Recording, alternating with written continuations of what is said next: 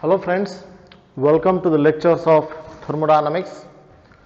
In the last lecture, we have seen the application of steady flow energy equation to various devices. Afterwards, we have seen limitations of first law of thermodynamics, and in this lecture, we were about to start the second law of thermodynamics.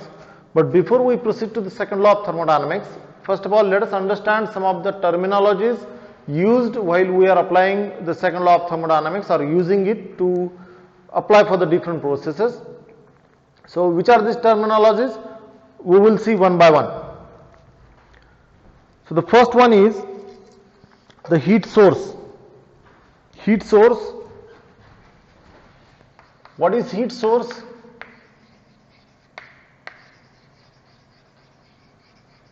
Or we can also say it as the heat reservoir.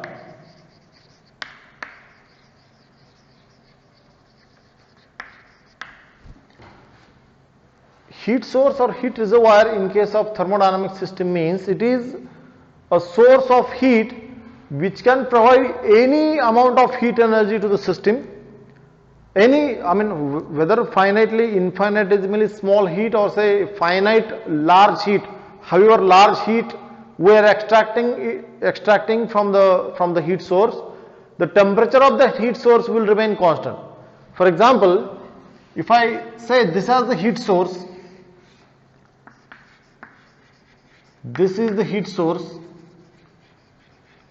and that is at temperature T1 degree Celsius, and we are continuously extracting the heat from it. At whatever rate we are extracting the heat from that heat source, the temperature of that heat source should remain constant, should not drop down from T1 to a little lower temperature. So that is not what the concept of heat source is. For example, the example of this heat source, I will say it as the sun. The sun. The sun, if we consider sun as the heat source, then for we human being, however amount of heat we are extracting from the sun, will the temperature of sun will drop down? No, not at all. So the temperature of the sun will remain constant, that is at T1 degree Celsius. What is that T1? 6,000-7,000 degrees Celsius, whatever जो भी उसका temperature है, that temperature will not drop down if we extract some finite amount of heat energy from it. And not simply once but twice, thrice, or say continuously if we are extracting the heat from that heat source, then even then the temperature of that heat source will remain constant and will not drop down. So that is what the concept of heat source is. For another example is that the furnace. I will say in case of a boiler, a furnace is a heat source, but condition provided that to that heat source we need to continuously feed the fuel as well as the air to it. As far as we are feeding the fuel and the air at particular rate, then the temperature of that furnace box will not drop down. If there is a flame, continuously flame production is there, fuel is coming up and burning continuously, producing heat. So every time the heat will be extracted from the flame or say flue gases to transfer it to the water. But however heat we are extracting from the furnace, the temperature of furnace will not drop down as far as the fuel and air supply is there. So I can say that as the heat source. So this is the concept of heat source. Similarly, there is one more concept that is known to be the heat sink. The second one is the heat sink.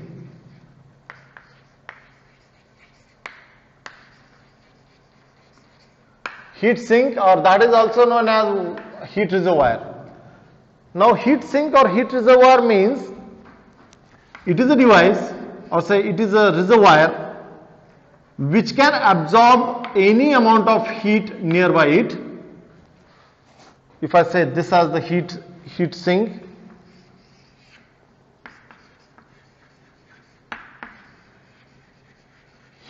at the temperature T2, let us say T2 is the temperature of the heat sink, then heat sink is the thing which can continuously absorb any large amount of heat to it, but will maintain the temperature T2 of its own without altering it.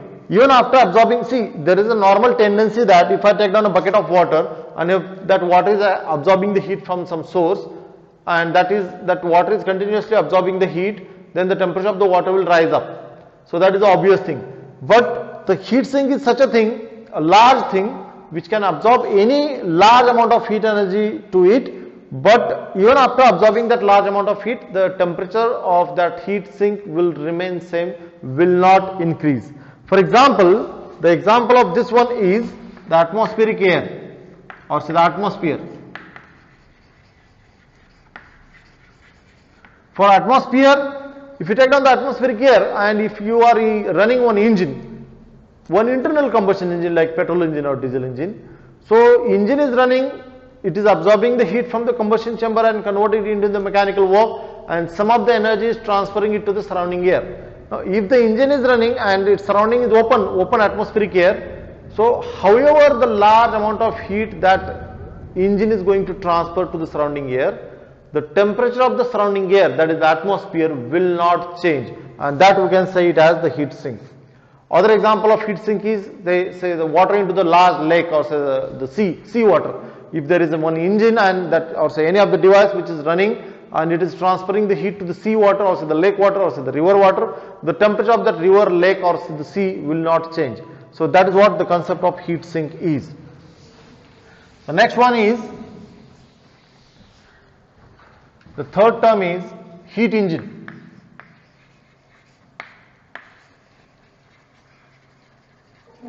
Heat engine. Now, heat engine is a device which continuously keeps on absorbing the energy from a source. This is the engine. It absorbs the energy from the source, say Q1 amount of energy it will absorb, and delivers some work output. It continuously delivers the mechanical work output. While delivering some work output, it also rejects some heat energy to the surrounding.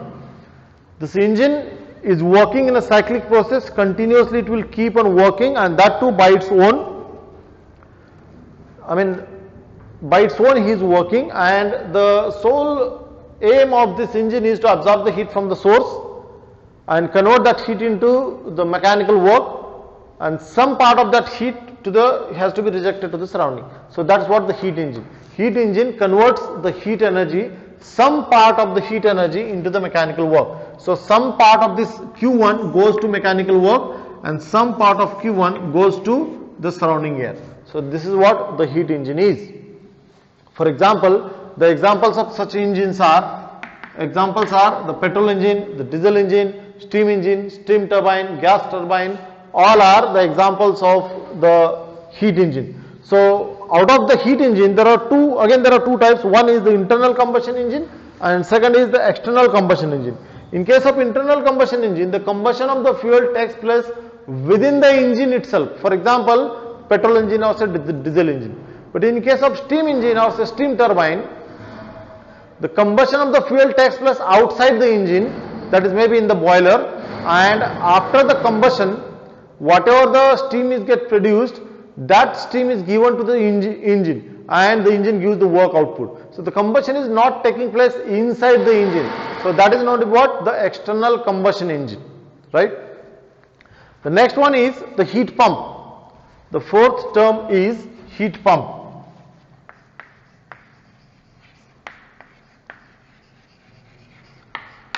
Heat pump, and the fifth one is the refrigerator.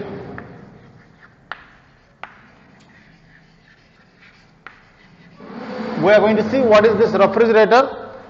As all of you know, the refrigerator is a device that you are having at your home. So we were talking about the heat engine.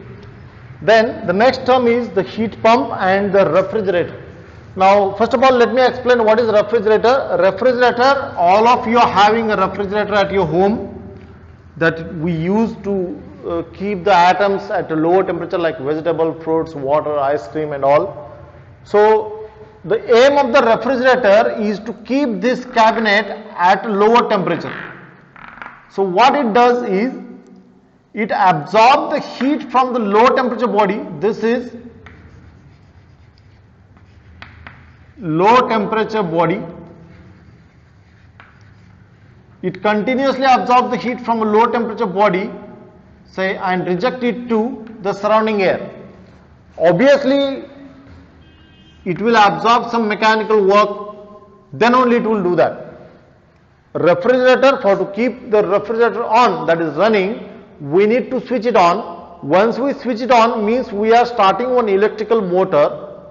That electrical motor is coupled with the compressor, mechanical compressor, and that compressor keeps on doing the mechanical work. It compresses some refrigerant, some gas inside it, and delivers the work to the system. And as the effect of that, that refrigerator absorbs the heat from the inside cabinet and reject it to the surrounding air, which is at high temperature. This is at high temperature. Obviously, if the temperature of the surrounding is 20 degrees Celsius, the temperature of the refrigerator will be, temperature of the cabinet inside the refrigerator will be obviously less than the 20 degrees Celsius. So, the refrigerator absorbs the heat from the refrigerating space and transfer it to the surrounding, which is at higher temperature. So, I would like to draw the block diagram from thermodynamic perspective, or from second law of thermodynamics perspective.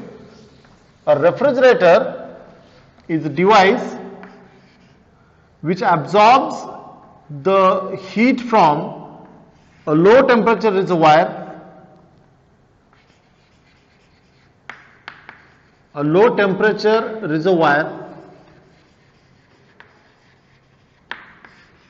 which is at the temperature T2, which is at lower temperature. With the aid of some mechanical work is absorbed by the refrigerator, and it transfers the heat to the high temperature reservoir. It is high temperature reservoir, which is maintained at temperature T1. And you can see that this is the refrigerator. Refrigerator absorbs the heat from a low temperature reservoir at temperature T2, which is nothing but the refrigerating space, the cabinet of the refrigerator. This absorption of the heat, let us say it is Q2 and this is Q1. The absorption of the heat from a low temperature reservoir, which is maintained at temperature T2, is done with the aid of some mechanical work, and the sum of this mechanical work and the heat absorbed Q2, totally that is equal to Q1, is transferred to the high temperature reservoir T1. So this is what the refrigerator is. This is the refrigerator. The output from the refrigerator is obviously the amount of heat absorbed from the refrigerating space, that is Q2, and the input to the refrigerator is W, that is the mechanical work absorbed by the refrigerator. Next, the heat pump. Now heat pump and refrigerator are almost same by the components, but the input output of these two devices are different. Now refrigerator and air conditioner works on to the same principle, similar principle. In case of refrigerator, Q2 amount of heat will be absorbed from the low temperature reservoir, that is the refrigerator cabinet, and it will be transferred to the high temperature reservoir, that is the surrounding air.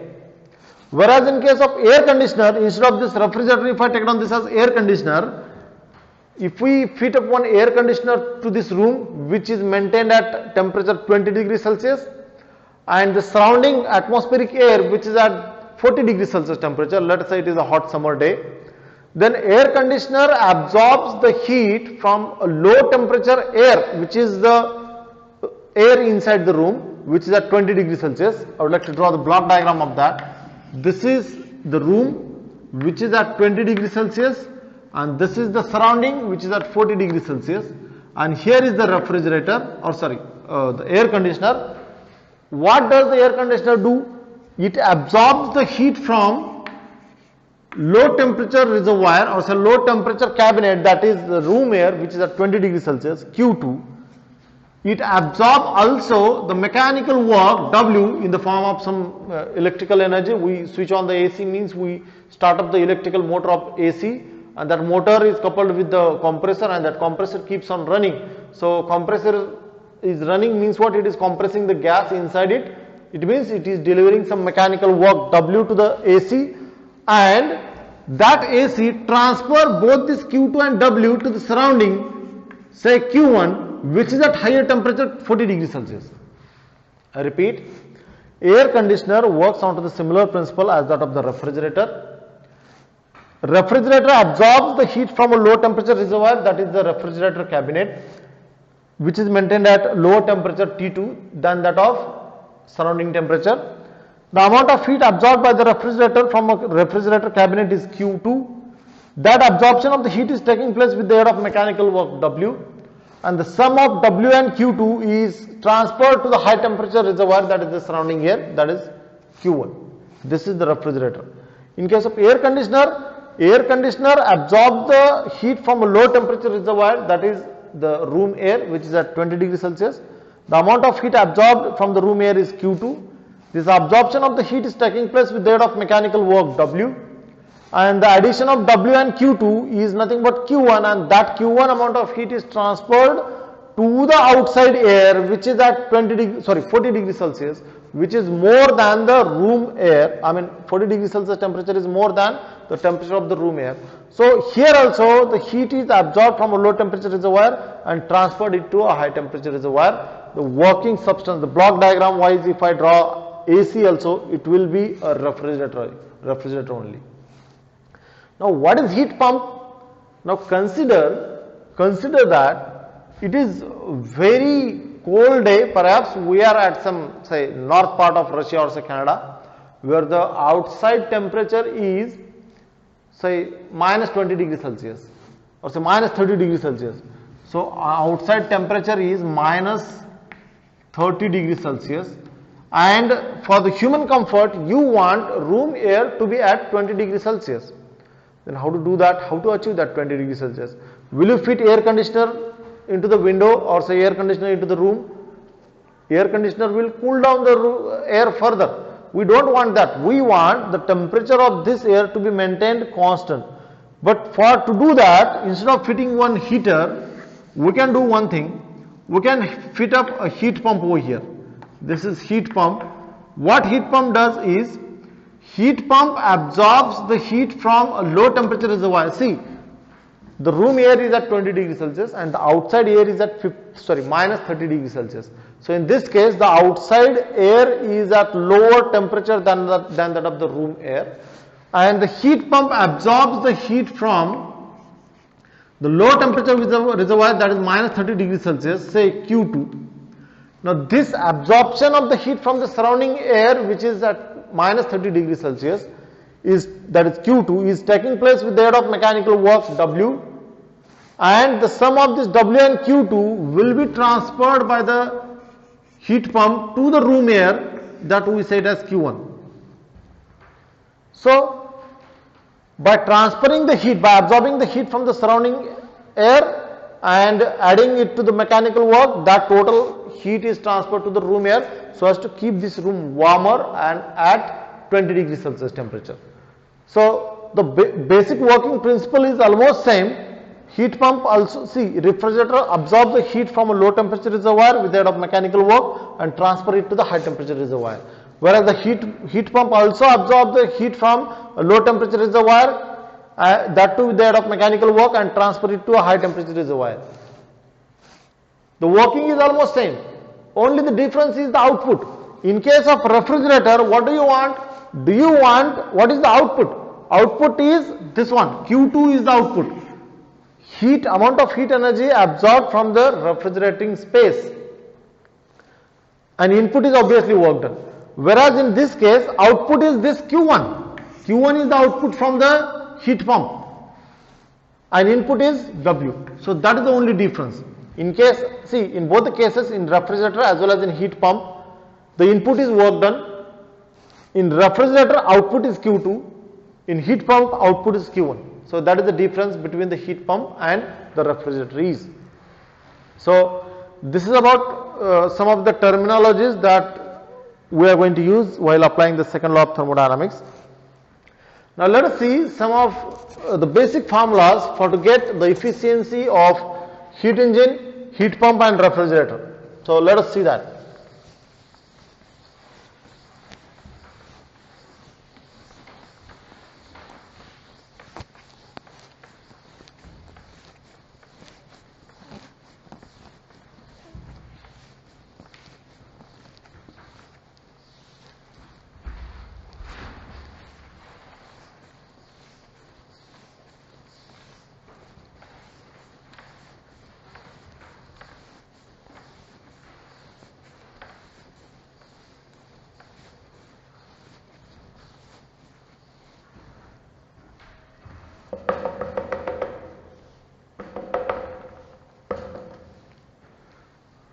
So let's talk about the efficiency of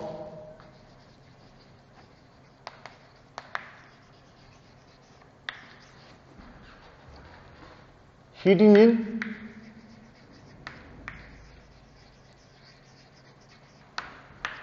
a refrigerator,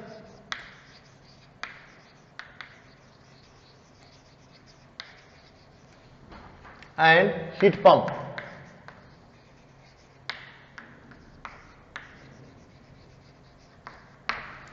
So let us see one by one. First of all, heat engine.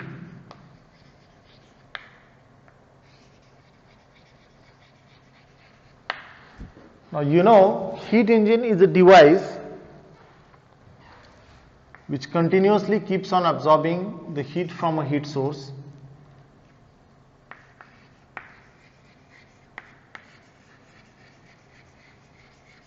Which is maintained at a very high temperature T1, and whatever the amount of heat energies get absorbed from this heat source, the temperature of the heat source will not drop down. This is the engine. It is going to absorb, say, Q1 amount of heat. This is the engine. It delivers some mechanical work output, and at the same time it transfers Q2 amount of heat energy to the heat sink.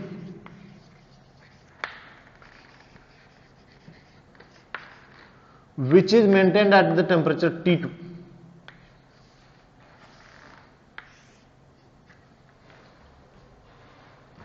Well, from the energy balance, we can clearly see that, see, this is the engine, and the energy interactions taking place across the engine boundary are Q1, W and Q2.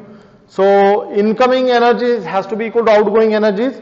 So I can write down Q1 as equals to, Q1 has to be equals to, incoming energy has to be equal to outgoing energies, that is W is outgoing, Q2 is outgoing. So that is W plus Q2. So from this I can write down W as equals to Q1 minus Q2. So that's what the W is. Now let me explain what is this. We are talking about the efficiency of the heat engine. Heat engine is a device which absorbs the heat from a high temperature reservoir, that is heat source, which is maintained at the temperature T1. The engine is absorbing Q1 amount of heat energy from the heat source, and some part of Q1 it is converting it into the mechanical work, and some part it is transferring it to the low temperature reservoir, or we can say it as the heat sink, which is maintained at the temperature T2. So this is all about the engine. The output from the engine is W, whereas the input to the engine is Q1. The amount of heat energy given to the engine as input is Q1. So we can talk about the efficiency of the engine as equals to, it is the output upon input. So what is output? Output from the engine is always the work output. So this is W divided by, what is the input to the engine? Input to the engine is always Q1. So this is Q1 over here. So out of that, this I can write down efficiency of the engine is equals to, this W we have already seen, that is Q1 minus Q2. So this is Q1 minus Q2 divided by Q1. So if I divide it separately, what I can get is, this will be 1 minus Q2 by Q1. So it is clear that the efficiency of the engine is given by this formula. That is Q1 minus Q2 upon Q1, or that can be written as 1 minus Q2 by Q1. So out of that, let me rewrite this formula, that is efficiency of the engine is equals to 1 minus Q2 by Q1. So out of that, obviously Q2 is less than Q1, you can check out this one. Q1 is the sum of W and Q2, so Q2 has to be, see, W is non-zero, so Q2 has to be less than Q1. If Q2 is less than Q1, so this term is less than 1, obviously not negative, it has to be in between 0 to 1. So it means that efficiency of the engine has to be less than 1. It means efficiency of the engine has to be less than 100. It cannot be 100. It cannot be 100. Perhaps this is the statement for second law of thermodynamics. This is one of the statement of second law of thermodynamics, that is the Kelvin-Planck statement. The efficiency of any of the heat engine cannot be 100%. That we are going to see that in detail. One more analogous formula to the efficiency of the engine I would like to put it over here, whereas the proof of that equation that we will see that afterwards, that is T1 minus T2 divided by T1 is equals to 1 minus T2 by T1. You need not to remember this formula, since once again, not once again, we are going to see the proof for this equation. Since this equation for the efficiency of the engine is very analogous to this one, only you need to replace the term Q by T over here. Whereas T1 is the temperature of the heat source, T2 is the temperature of heat sink. So that is the one more equation for the efficiency of heat engine.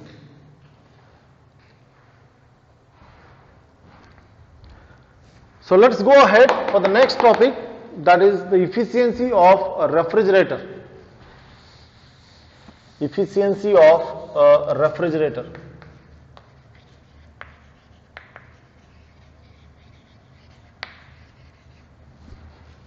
Efficiency of a refrigerator.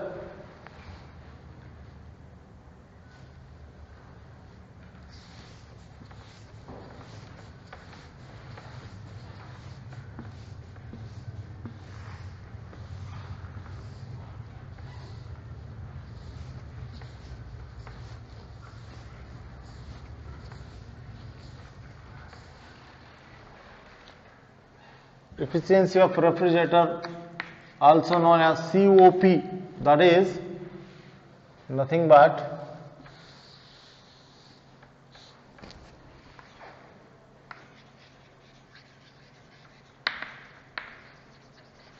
coefficient of performance.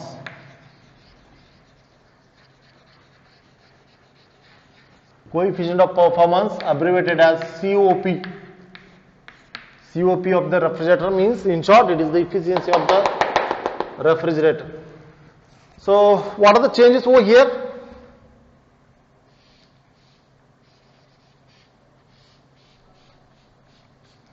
It is not the engine, it is the refrigerator R. Now what that refrigerator do?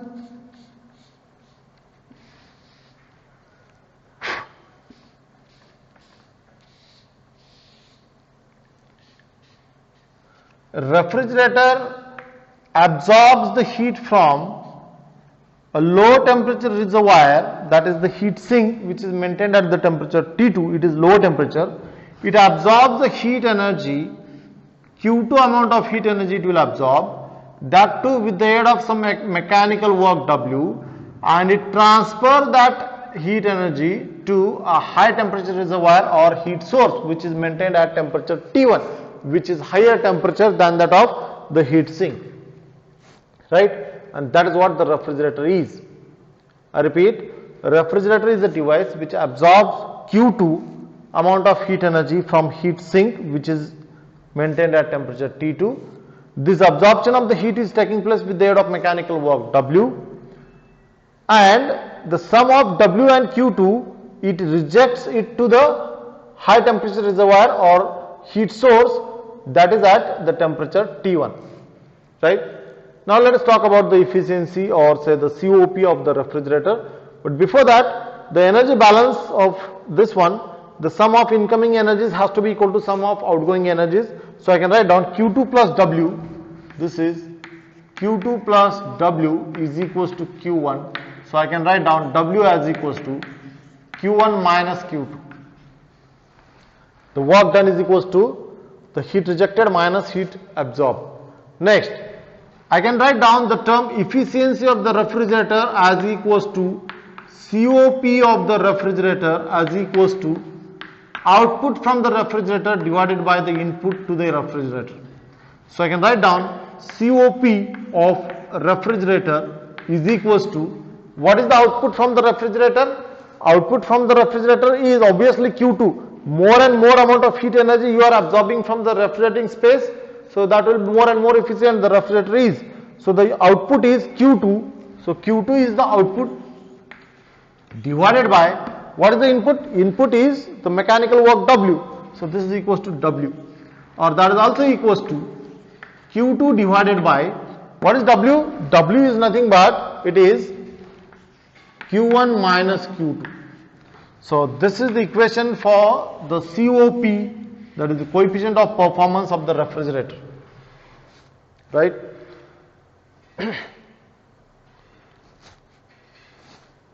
The COP of the refrigerator also has one more formula, that is, just replace this Q by the term T over here. So you will get one more formula, that is T2 divided by T1 minus T2. So this is one more formula of the refrigerator, sorry, COP of the refrigerator in terms of the temperature of the heat sink and the temperature of the heat source. Here I have not given the proof for this equation, the last equation, but maybe in the next lecture we will see the proof for the COP of refrigerator in terms of T2 and T1. So you can use both the formulas. Perhaps it is very easy to remember. Once you remember one formula, you need to simply replace Q by T. So you will get another formula. Next one is the efficiency of a heat pump.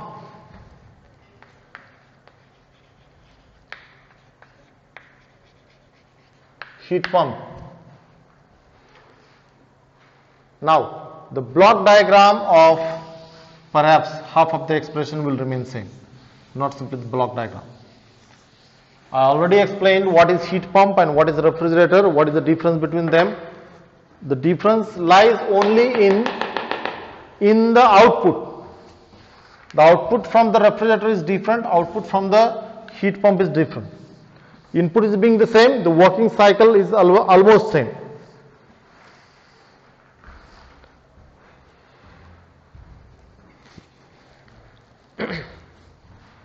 Now, the efficiency of the refrigerator, or sorry, not refrigerator, this is heat pump. This is heat pump. Now let's start off with this one. This is not a refrigerator now, this is a heat pump. Heat pump. The heat pump absorbs the heat from a low temperature reservoir, that is heat sink, which is maintained at temperature T2. It absorbs Q2 amount of heat from the heat sink with thereof mechanical work W, and it transfers that heat to the high temperature reservoir, that is heat source, which is maintained at temperature T1. The amount of heat transferred is Q1, which is nothing but equal to sum of W and Q2.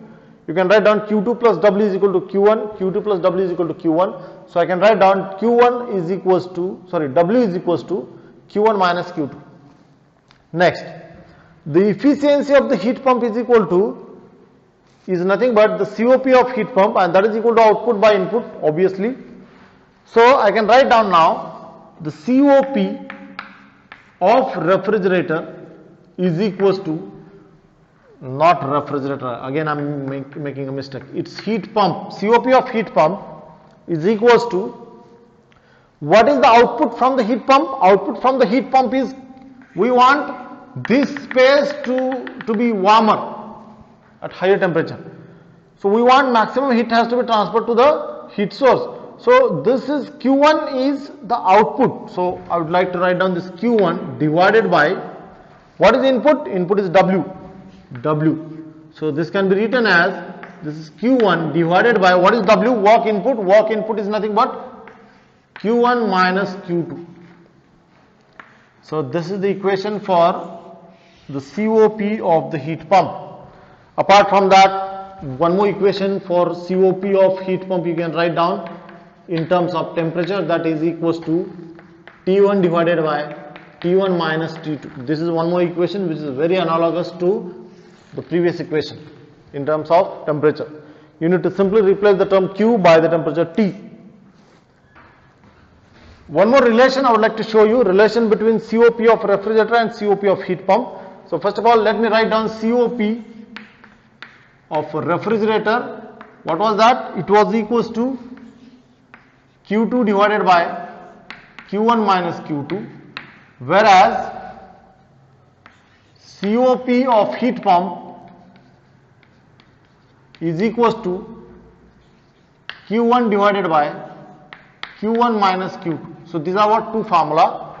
Now out of that, if I do one change, COP of refrigerator plus 1, if I perform this operation, I can have COP of refrigerator is Q2 divided by Q1 minus Q2 plus 1. This is equals to, if I take down Q1 minus Q2 as LCM for these two terms, what I will get into the numerator is Q2 plus Q1 minus Q2. So out of this Q2 will be get cancelled, and I will get this to be equals to Q1 upon Q1 minus Q2. So if you check out Q1 upon Q1 minus Q2, what is that? This is the efficiency, also the COP of the heat pump. I can write down COP of heat pump. So hence I can write down COP of heat pump is equals to COP of refrigerator plus 1. So that's the relation. That is the relation between COP of heat pump and COP of refrigerator. So these are the terminologies we are going to use in while we are applying the second law of thermodynamics. The heat source, heat pump, heat engine, refrigerator, then thermal reservoir, and the COP and the efficiencies of engine and the heat pump and refrigerator. So for today we will stop over here. In the next lecture we will start up with the statements for the second law of thermodynamics, that is Kelvin-Planck statement and the Clausius statement. So thank you.